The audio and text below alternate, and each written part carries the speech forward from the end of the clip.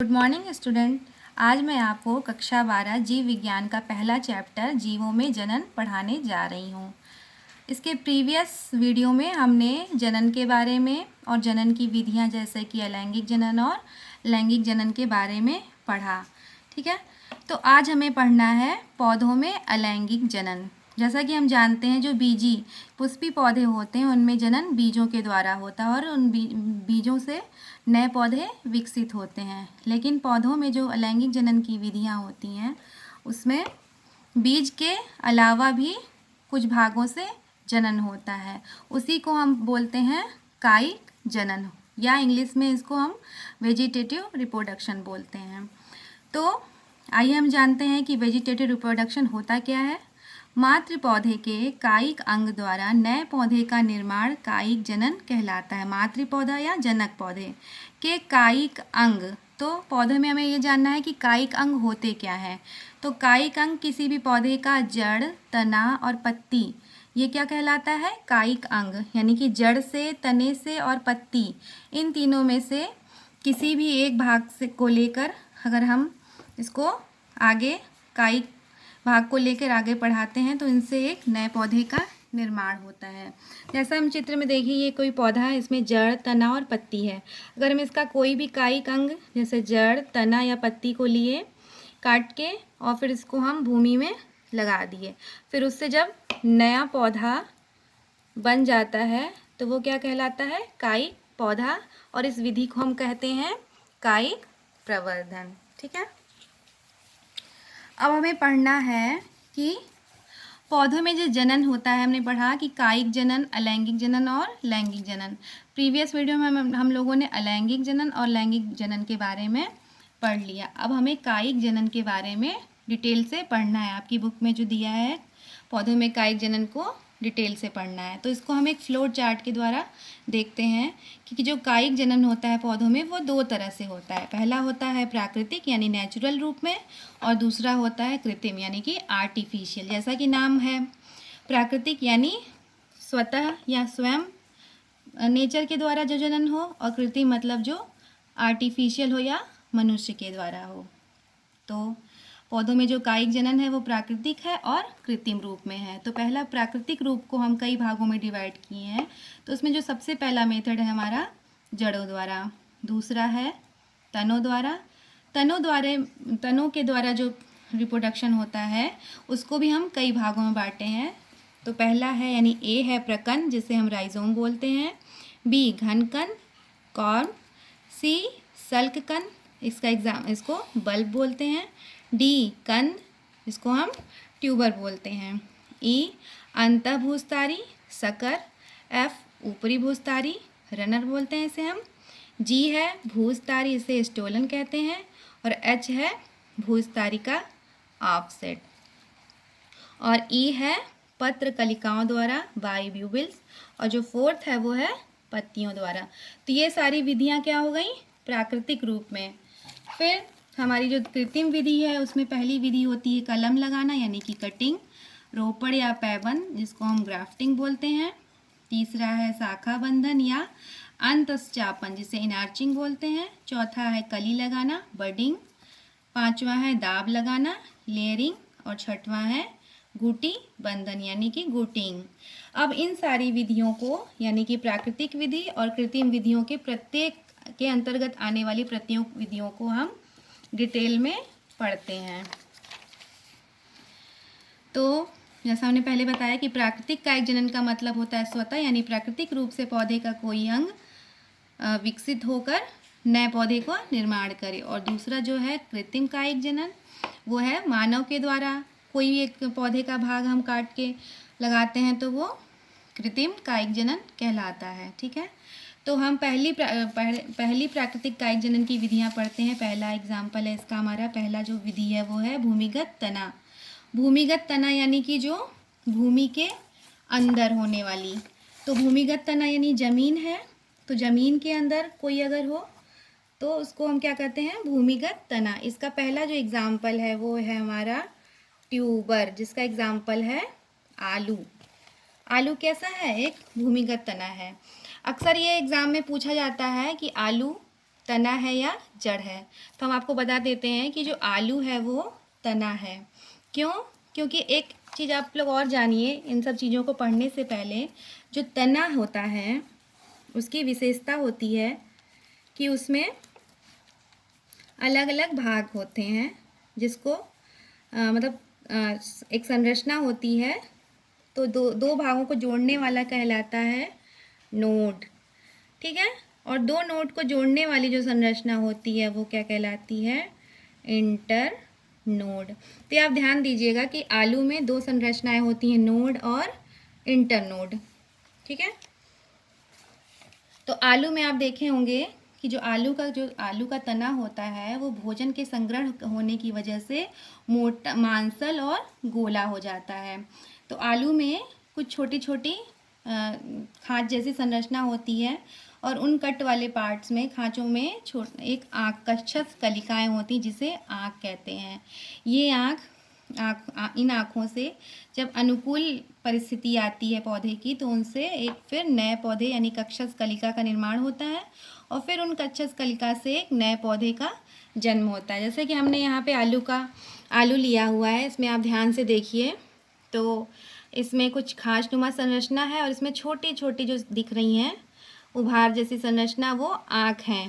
फिर जब इनकी अनुकूल परिस्थिति आ जाती है जनन की, तो ये इनसे कक्षस कलिकाएँ निकलती हैं, और प्रत्येक कक्षस कलिकाओं से एक नए पौधे का निर्माण होता है। ठीक है, तो भूमिगत तने की जो पहली मेथड थी वो है हमारी कंद यानी ट्यूबर। इसका एग्जाम्पल है आलू। कक्षस कलिका से नए पौधे उत्पन्न होते हैं। बी जो हमारा दूसरा एग्जाम्पल है वो है प्रकंद। इसको हम इंग्लिश में राइजोम बोलते हैं। दूसरी विधि जो है वो प्रकंद है, इसको हम इंग्लिश में राइजोम बोलते हैं। इसका एग्जाम्पल है अदरक। अदरक में भी विभिन्न शाखाएं जैसी संरचना होती, ये भी भूमिगत तने का एग्जाम्पल है। फिर इसमें नोड्स और इंटर नोड्स होते हैं। प्रत्येक नोड्स पे एक कलिका निकली जिसे कक्षस कलिका कहते हैं, और अनुकूल परिस्थिति आने पर इन कक्षस कलिकाओं से एक नए पौधे का निर्माण होता है। इसमें अदरक हमने लिया हुआ है, आप ध्यान से देखिए तो इसमें नोड्स दिख रहे हैं, खाँचनुमा संरचना, और नीचे छोटी छोटी जड़ें निकली हैं जिसे हम अपस्थानिक जड़ें कहते हैं। ठीक, अब इसमें आप ध्यान से देखिएगा, यहाँ एक छोटी सी कलिका निकली हुई है। ठीक, जब इनके अनुकूल परिस्थिति आ जाएगी प्रजनन की इनकी, तो यही कलिका कक्षस कलिका विकसित होकर फिर एक नए पौधे का निर्माण करेगी। जितनी ही कलिकाएं इसमें होंगी उन प्रत्येक कलिकाओं से एक नए पौधे का जन्म होगा। ठीक, तो ये भी एग्जाम्पल था हमारा भूमिगत तने में। दूसरा है ये प्रकंद, इसका एग्जाम्पल है अदरक। तीसरा है हमारा सी घनकंद। घनकंद को हम इंग्लिश में कॉर्न बोलते हैं। इसका एग्जाम्पल है अरबी और जिमीकंद। तो जिमीकंद को ही हम सूरन बोलते हैं। तो जैसे राइजोम है, उसमें भी छोटी छोटी कलिकाएं निकलती हैं, और प्रत्येक कलिका से अनुकूल परिस्थिति आने पर उनकी नए पौधे का उनसे जन्म होता है। और जो चौथा हमारा मेथड है वो है सल्ककंद, बल्ब, जिसको इंग्लिश में बल्ब बोलते हैं। इसका एग्जाम्पल है प्याज और लहसुन। तो प्याज और लहसुन में छोटे छोटे सल्क पत्र होते हैं, और उन सल्क पत्रों में भोजन एकत्रित होता है, और जो सल्क पत्र होते हैं वो आपस में चिपके होते हैं, और जो इनका तना होता है वो संघनित होता है। ठीक है, तो ऊपर क्या होते हैं? प्ररोह निकलते हैं, और नीचे कक्षस कलिका। तो उन जो कक्षस कलिका है अनुकूल परिस्थिति आने पर उनसे फिर पौधे बनते हैं, और नीचे की तरफ बल्ब का निर्माण होता है। ठीक, ये तो थी हमारी भूमिगत तने की विधियां, कंद द्वारा, प्रकंद द्वारा, घनकंद द्वारा, और चौथा है सल्ककंद द्वारा। अब हमारी जो दूसरी विधि है वो है अर्धवायवी तना। पहली जो विधि थी वो तो थी हमारी भूमि के अंदर जो तने होते हैं उसके द्वारा।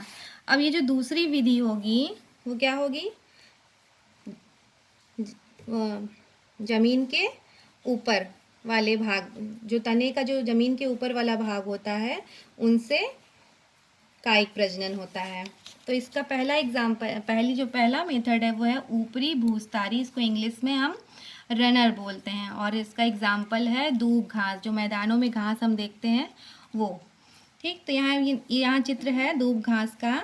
यहाँ आप देखिए कि जो उनकी तने होते हैं वो भूमि में क्षैतिज रूप में बढ़ते हैं। फिर जो इनका वायवीय तना होता है वो पृथ्वी पर ऊर्ध्वाधर रूप में बढ़ता रहता है, और इसके जो नोड्स होते हैं उस पर ऊपर की तरफ प्ररोह निकलते हैं और नीचे की तरफ छोटी छोटी कक्षस कलिकाएँ अपस्थानिक जड़ें होती हैं। फिर ये तना जब और आगे पृथ्वी पर ज़मीन पर बढ़ते हैं तो ये मातृ पौधे से अलग होकर फिर एक नए पौधे का निर्माण करते हैं। तो इसका पहला एग्जाम्पल यहाँ पे है दूब घास। रनर का जो एग्जाम्पल है वो दूब घास है।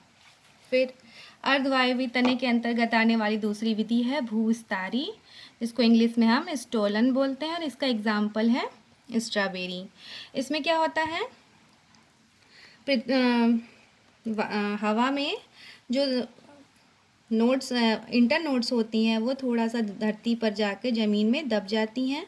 फिर उन दबे हुए जहाँ पे वो दबी रही होती हैं वहाँ से छोटे छोटे अपस्थानिक जड़ें निकलती हैं और ऊपर प्ररोह तंत्र निकलता है। फिर इन्हीं प्ररोह तंत्र से नए पौधे का निर्माण होता है और ये अपने मातृ पौधे से अलग होकर एक नया पौधा विकसित कर लेती हैं।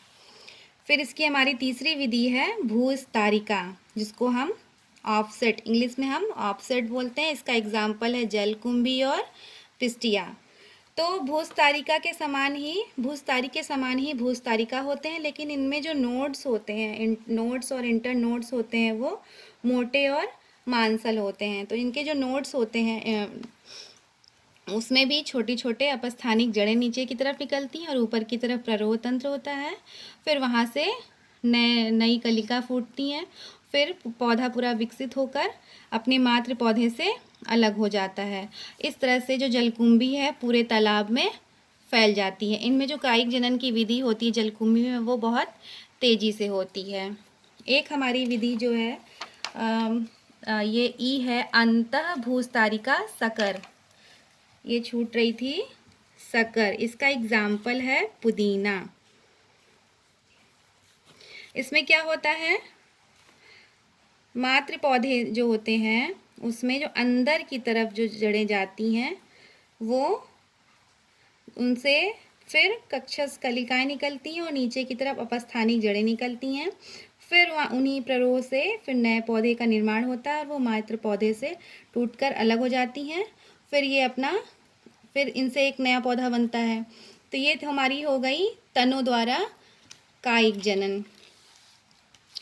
अब हमें पढ़ना है दूसरी जो विधि थी हमारी जड़ द्वारा।